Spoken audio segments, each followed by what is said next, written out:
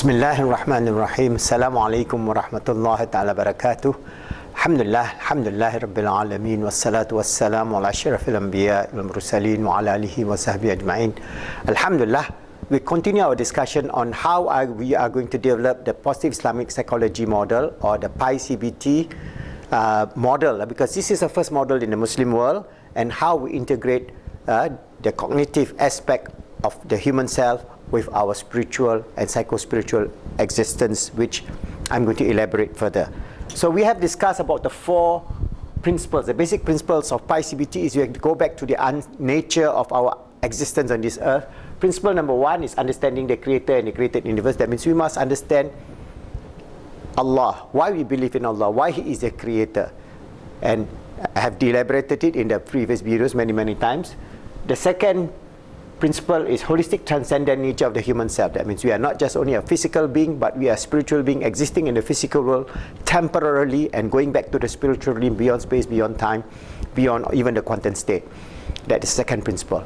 The third principle is understanding our nature, the positive worldview, the most positive worldview in the world, which Allah has ordained upon for us as Muslims and all humanity, that is on being the vicegerent of God in this universe, that is Caliph of Allah. We are created for a purpose and meaning to strive to make ourselves good, to help others good, and to make this world good. And chapter 4, the holistic principle of human behavior. Alright, this is where I explained in the previous video that this whole idea of psychology is very well ingrained in the scholarship of Islam for more than 1,000 years. But we have submerge this idea of Islamic psychology to just bordering on the understanding of fiqh.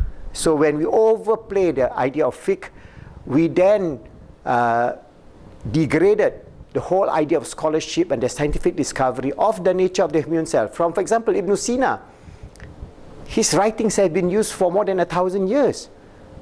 He is a medical expert. So in his time, and his book, the Qanun and so on, has been used over and over again, and it is very scientific. The same thing of the writings of all Ibn al-Qayyim, al-Ghazali and so on. So there are so many of them that this ilmun nafs is one of the focal idea of Islamic existence. So that's very important. So we have this principles, holistic principles of human behavior and laws of learning. This is our late Professor Muhammad Mahdi Jenkins. He wrote this whole idea of how we integrate cognitive sciences, psychology, whether it's behavioral or cognitive, with Islamic sciences. And this is wonderful, beautiful, that we need in the 21st century, so that we can remove this very parochial, narrow-minded Muslims who only see things in a very narrow perspective, and in the end they become extremists. But we have to have a wide idea of ilmun nafs, the nature of our understanding, the discussion on how we can live in peace with ourselves, how we can interact with humanity, how we can change our inner state, how we can remove our negative schema in terms of our worldview, and so on. So many things that will enhance the value proposition of Islam as the deen for all humanity in the 21st century. And I believe in that. That's why I'm doing this video, just to excite you and to tell you that these are real good things that we can do on the behalf of Islam. And I encourage you to join us and become our certified life coaches, and then play a role in the community, or in terms of family development, or in terms of corporate development, or whatever areas that you choose to do. We have 4 areas in terms of our life coach training program, online, fully online. So today I'm going to discuss with you the model. So we have the model, and our model that you can find in the book, this is the positive Islamic psychology model. This is the first model that brings us to the nature of understanding of the human self. This is the model developed by the late Professor Muhammad Mahdi Jenkins, and how our human self relates to all this physical environment, social, intra and inter-social environment, and inner speech, and how perception is being shaped, and how we can, our total past learning histories, the nature of our existence in terms of physical body and our role, is all integrated. And it is a beautiful model, the first model in the Muslim world where we can say this is Islamic psychology. This is what we're going to use as a basis for positive Islamic cognitive behavior therapy, because it combines Behavior psychology, it combines cognitive cognitive therapy, CBT. It also combines the nature of our existence at the level of the physical, spiritual, emotional, and mental, and how this interaction can bring us closer towards the understanding of the true nature of our existence on this earth, and our relationship with Allah subhanahu wa ta'ala, and our relationship with all humanity and all creatures in this world and in this universe. So I'm just going to run through a few, because we have very detailed explanation of this Islamic psychology model in our book, Positive Islamic Psychology, a transcendent model to achieve peace, happiness, and success. So if you are going to be our life coach, you inshallah will have to purchase this book online, as well as, or you can buy the hard copy and we'll send to you wherever you are in the world. So in this chapter we explain, all right, I just read a few paragraphs again as usual, and then I'll show you the detail. Our positive Islamic psychology model attempts to define and create a framework of positive psychology in our effort towards creating a positive global worldview. Very important for Muslims and all humanity today. The 4 basic principles of positive Islamic psychology, as I explained to you, the 1, 2, 3, 4, understanding the Creator, the true nature of the human self, of being the vicegerent of Allah, and the holistic principles and laws of learning. All right. So these 4 principles I've just explained to you. So how does this model work? Certainly, there is a tremendous need for the Muslim Ummah to be more positive and contribute towards the development of the 21st century humanity. More research, therefore, needs to be done by Muslim psychologists, psychiatrists, scientists, and so on, and others throughout the world to expand on this work. We will then be able to understand the true transcendent nature of human existence and expand the scientific basis of this reality. Only then can we really understand who we are as human beings and work collectively towards achieving peace, happiness, and success in the 21st century and beyond. So this is the forerunner to our work. By examining the transcendent nature of the human self from an Islamic perspective, it is clear that the concept of perception and total past learning history transcends the physical world. The sum total of human existence, which is inclusive of all his perception, behaviors, actions, are the basis for his total past learning history, TPLH. This transcendent model should be understood based on the principles described in the previous chapter. The sum total of human existence in this world is described in the following diagram. So I have described this diagram many times. All right, we have our qalb, roh, akal, and jasad, and how they interact in the realm of the spiritual, in the realm of the physical world. So this part is here. All right. So once we understand that we have the 4 realms, what are the science says? All right. So over the last 100 years, there have been a number of interesting, even useful personality theories offered by the adherents of various schools of psychology and psychiatry. In general, these theories have shown considerable insight into the human condition, but none ever dealt sufficiently with the full range and complexity of variables which influence human development.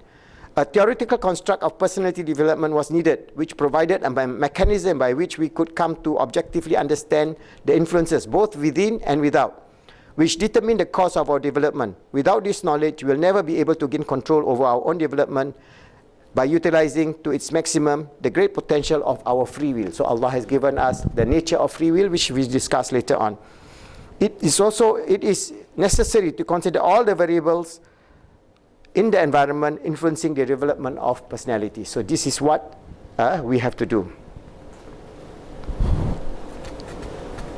Okay, even from the modern neurology, we can say modern research in neurological sciences point to the importance of the limbic system and the brain stem in the processing of human consciousness. All the neural and dendrite connection of both the left and right brain is networked into the limbic system, and the brain stem, which is the center of the hub of our brain function, both conscious and unconscious.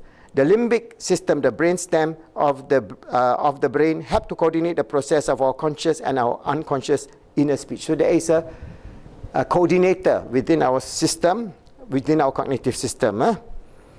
We also now know that the physical brain is just one aspect of the domain of our existence. Modern brain science is proving the true nature of the transcendent human self, which is consonant with the Islamic principles.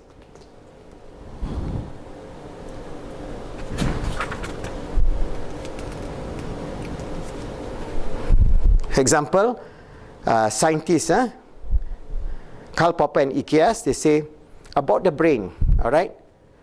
the self and the brain, the self and his brain, in their book, they say the self-conscious mind transcends death. He wrote, this is, I quote from them, finally, the cause, we come to the ultimate picture, what happens after death.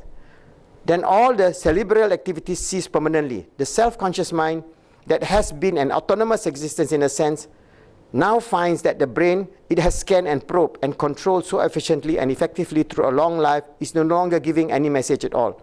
What happened then is the ultimate question. So what happened? So now scientists are asking, what happened to the consciousness, our consciousness? Is it die when we die, or where does it go? How does it go, and so on? So in Islam, we have the answer. Naturally, we have to prove that this atheistic, skeptical, secular world. But we have the answer, and the answer is intuitive. That means it is not proven by science, but it is from the feelings and the understanding of the true nature of the human self. This is what we've been telling. So this is where, again, now the idea of mindfulness and the idea of looking inward is now becoming a fad among people. So what are the inputs that we see from our model? So we have the first input is a physical environment. All right. So this physical environment that shape perception is if we live in a situation where we are deprived, whether it is in terms of our existence, whether we are is nutrition, whether it is the slums, whether it is the weather, whether it is the opportunities for education, whether so many things. So all things physical in the environment is the whole extreme. That means from food, clothing, shelter, to genetics aspect, our genes, how it is being expressed in terms of the environment is also play. That's why epigenetics is now studying the existence of the physical environment, how it either express the gene towards positive or negative development. Whether you end up being an alcoholic or not, even though you have a gene that may make you prone to a certain behavioral pattern, but if you live in an environment which is radically able to shape the whole process of the physical environment, you will be able to overcome it. So this is the first input that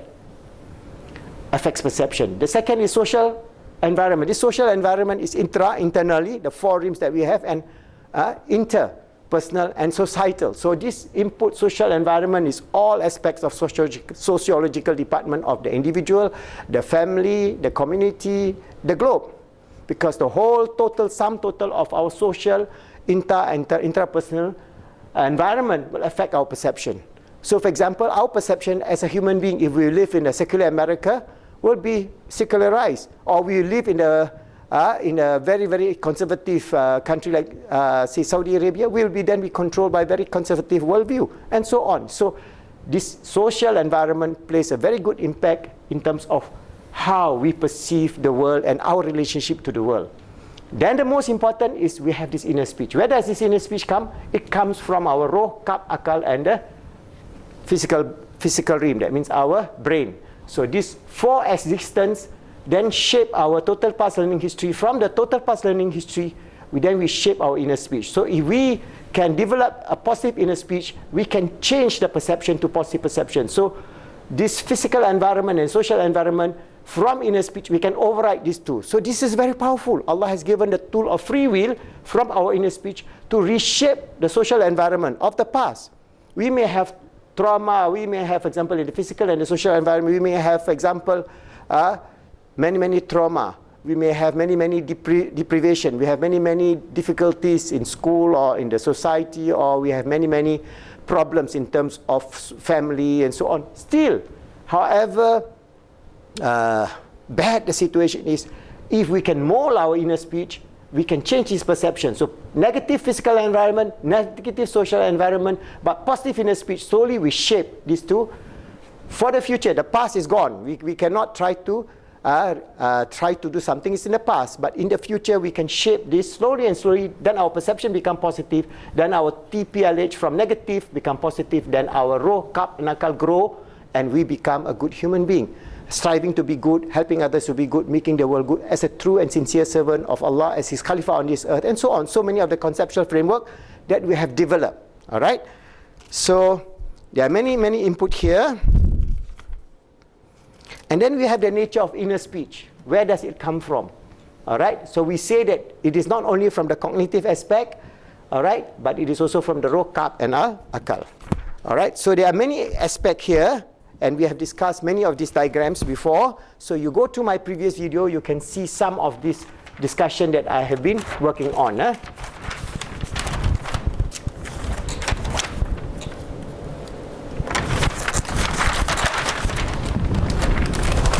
So how does we shape? Again, this is from this book.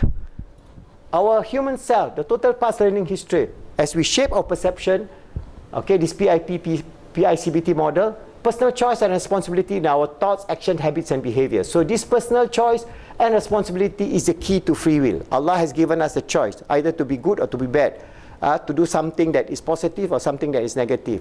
So there are many things in the world that you can weigh in terms of what impinge in terms of our psyche, our human self, whether the manifestation is manifested in a way that is useful, or a manifestation is manifested in a way that is psychologically deprived or maybe pathological in terms of bipolar disorder or schizophrenia, whatever the other problems that we may face, and how we are going to resolve this. All right? So these thoughts, actions, and habits are, as long as we are alive, these thoughts, actions, habits, and behaviors are fields of influences which we can change. That means if we take a right methodology, that means if we develop this positive Islamic cognitive behavior therapy model, the modality can be used to change this. So we can develop either development of positive total past learning history, so we become better and better human beings, and this whole life on earth is the sum total of our both positive and negative. That means our positive total past learning history combined with the development of the negative past learning history. This is the sum total of our existence. So TPLH is the sum total of our existence. It can be positive or negative. If it is more positive, then we are successful. More positive TPLH, success in life. More negative, then we have failure in life. So this is a very simple flowchart in which we can teach our client of how to do, even a child. A teenager, we tell them, okay, how they're going to develop positive total past learning history. Build it so that their future learning history would be more positive, because from the past, we can extrapolate the future. So every day, we are living in a past tense. So we say total past learning history is what happened yesterday. So then we can plan today to be more positive. So what happened today, by the next day, by the third day, that means what happened yesterday was an improvement of our TPLH. So this TPLH will be a continuous process as long as we exist on this earth until we die. So it is a continuous process. Whether we are 16 years old or 60 years old or 90 years old, it is a process. As long as we are alive, there's always the future before we die, the present, and the past. So the past is a reflection of what is going to happen in the future.